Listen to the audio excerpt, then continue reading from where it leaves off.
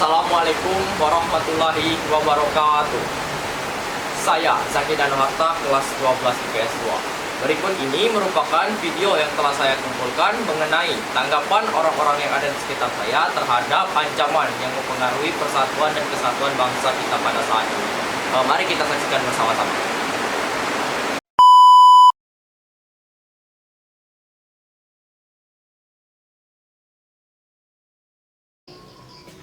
Pak, bagaimana tanggapan Bapak tentang ancaman yang mempengaruhi persatuan dan kesatuan bangsa kita pada saat ini?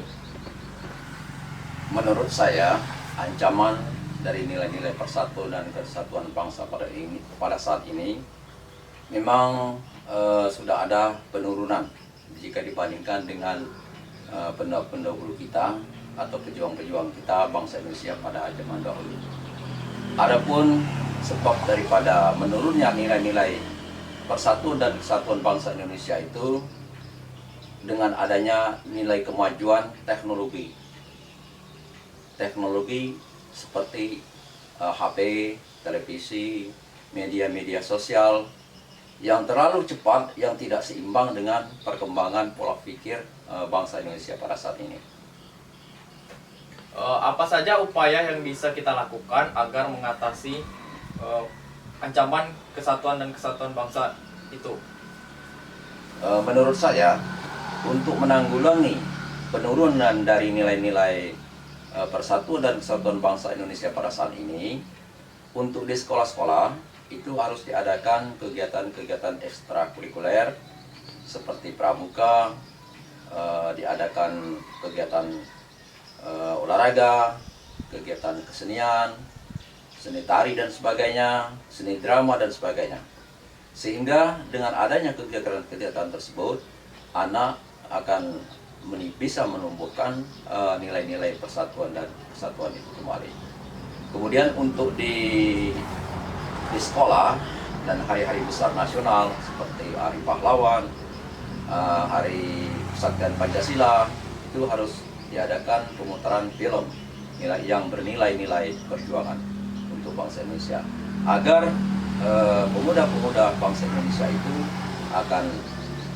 akan teringat bagaimana nilai-nilai pejuang yang bisa mempersatukan bangsa Indonesia pada zaman dahulu.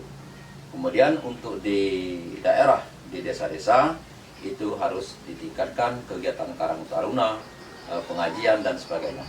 Demikianlah untuk tanggapan saya tentang pertanyaan anak tersebut. Terima kasih ya Pak ya. Sama-sama. Cek, bagaimana tanggapan Mbak Cek tentang bahaya ataupun ancaman yang menyebabkan persatuan dan kesatuan bangsa kita ini pudar? Ancaman di bangsa kita ini itu ancaman ada dua, ancaman dari luar dan ancaman dari dalam sendiri. Ancaman dari dalam itu ancaman yang ditimbulkan oleh warga atau warga negara Indonesia sendiri. Dan ancaman dari luar itu banyak, seperti ancaman dari negara lain atau perselisihan antar negara, itu ada pengaruhnya ke bangsa kita. Berarti pengaruhnya pemasaran ekonomi atau globalisasi kita itu tidak menentu. Nah itu. Dan ancaman dari dalam itu seperti ada kesalahpahaman atau apa-apa yang ada di negara kita ini, seperti demo, itu kan ancaman dari dalam itu akan mengganggu ketertiban dan ketentraman di negara kita yang sedang berkembang. Oh baik, terima kasih ya Cek ya. Ya. Bagaimana menurut Anda ancaman yang mempengaruhi persatuan dan kesatuan bangsa kita pada saat ini? Menurut saya, ancaman yang sering kita lihat di pedesaan saat ini yaitu orang yang sering bermain judi. Kenapa dikatakan begitu? Karena judi online tidak hanya dimainkan oleh kalangan muda saja, tetapi orang tua juga memainkannya. Judi online saat ini sudah sangat meresahkan karena banyak orang yang menjual rumahnya akibat permainan judi online. Oh, berarti judi online itu sangat meresahkan di pedesaan saat ini ya. Karena judi online juga banyak sekali dimainkan baik itu di kalangan muda ataupun di kalangan orang tua menurut Mbak Marsha ini tadi. Terima kasih Mbak Marsha ya. Iya, sama-sama.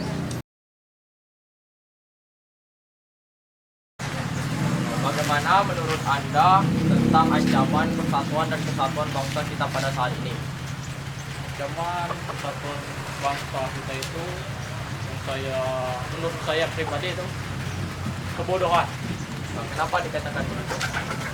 karena sudah banyak terlihat seluruhnya di bangsa kita ini, di negara kita ini, kebodohan itu mulai terlihat khususnya di tingkat anak-anak ya, tingkat anak-anak SD, yaitu yang saya lihat itu mereka sudah mempunyai handphone yang canggih, padahal mereka masih di tingkat sekolah dasar. Oh ya, jadi pengaruh ini akibat dari adanya handphone. Gadget juga dapat mempengaruhi anak-anak kecil. Anak-anak kecil juga bisa dapat malas belajar ya, Mas? Ya, soalnya itu pernah saya lihat waktu di SD itu ada anak kecil yang sedang memainkan handphone, itu disuruh oleh gurunya itu belajar, dia tidak mau, malah melawan. Sayang sekali ya, padahal anak-anak SD sekarang itu merupakan generasi penerus bangsa kita ini ya. Ya, karena anak-anak itu merupakan aset berharga bagi bangsa ini, karena mereka lah penerus bagi bangsa ini, sehingga bangsa ini nantinya bisa akan lebih maju lagi. Oh, baik, terima kasih ya Mas ya. Ya.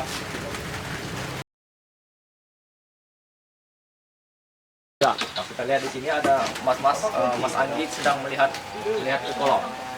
Mas, bagaimana tanggapan Mas tentang ancaman dan dari persatuan dan kesatuan bangsa kita pada saat ini? Ancaman yang paling besar menurut saya ya ketimpangan sosial. Ketimpangan sosial itu perbedaan antara si miskin dan si kaya, di mana sangat mempengaruhi dalam kesejahteraan apa itu tadi persatuan dan kesatuan itu. Oh, berarti ketimpangan itu sangat mempengaruhi ya. Oh, Ya. baik, terima kasih. Oh, Mas Anggi. Ya, sama-sama.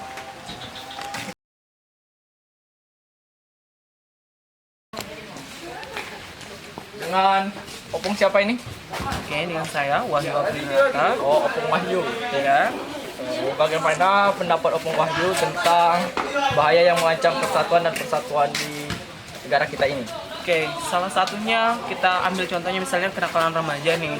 Bahwasanya kita ketahui bahwasanya Indonesia ini merupakan ibaratnya tonggaknya itu berada di remaja itu sendiri. Nah, kalau misalnya dari remaja itu sendiri itu memiliki kenakalan yang ditumbuh pada dirinya sendiri, akan kemungkinan akan merusak atau generasi yang sudah terbentuk oleh baiknya dari awal dan akhirnya itu tidak tersampaikan, atau bisa dikatakan persatuan dan kesatuan Indonesia bakalan tidak bisa sebagus mungkin atau masih dalam jauh ya, seperti itu. Oh, berarti remaja itu adalah tonggak dari negara kita ya, menurut Opung Wahyu. Iya benar, bahwasanya kalau misalnya dari remaja itu sendiri bisa menghandle atau melakukan hal baik yang sesuai dengan aturan yang ada di sini, akan kemungkinan bawah dari negara itu sendiri akan maju dan bisa berkembang dan bersaing secara internasional nantinya. Oh, baik, terima kasih ya buat Opung Wahyu. Sama-sama. Setelah kita melihat video tadi, bisa kita simpulkan bahwasannya kenakalan remaja merupakan ancaman yang paling besar. Kenapa bisa saya katakan begitu? Karena kenakalan remaja bisa kita jumpai dimanapun kita berada, baik itu di lingkungan tempat tinggal kita, di lingkungan pedesaan, ataupun di lingkungan perkotaan. Dan seperti yang dikatakan oleh Opung Wahyu tadi, bahwasannya remaja merupakan ujung tonggak dari suatu bangsa kita ini. Dan remaja juga merupakan penerus dari generasi-generasi yang sudah tua. Remaja juga saat ini merupakan generasi-generasi emas yang nantinya akan bergerak di tahun 2045 nanti. Apa sih upaya yang bisa kita lakukan untuk mencegah terjadinya kenakalan remaja, mungkin yang pertama kita perlu mensosialisasikannya terhadap remaja-remaja yang ada di lingkungan sekitar kita. Mengapa saya katakan begitu? Karena kita perlu memulainya dari lingkup terkecil sampai lingkup terbesar. Yang kedua, kita bisa mengajak mereka untuk berbuat positif, seperti kita mengajak mereka untuk berolahraga, berorganisasi, dan juga kita bisa mengajak mereka untuk belajar bersama. Mungkin sekian video dari saya mengenai tanggapan atau refleksi saya mengenai tanggapan yang telah diberikan oleh orang-orang di sekitar saya. Lebih dan kurangnya saya mohon maaf. Saya akhiri. Wabillahi taufiq wal hidayah. Wassalamualaikum warahmatullahi wabarakatuh. Saya Zaki dan Harta pamit undur diri.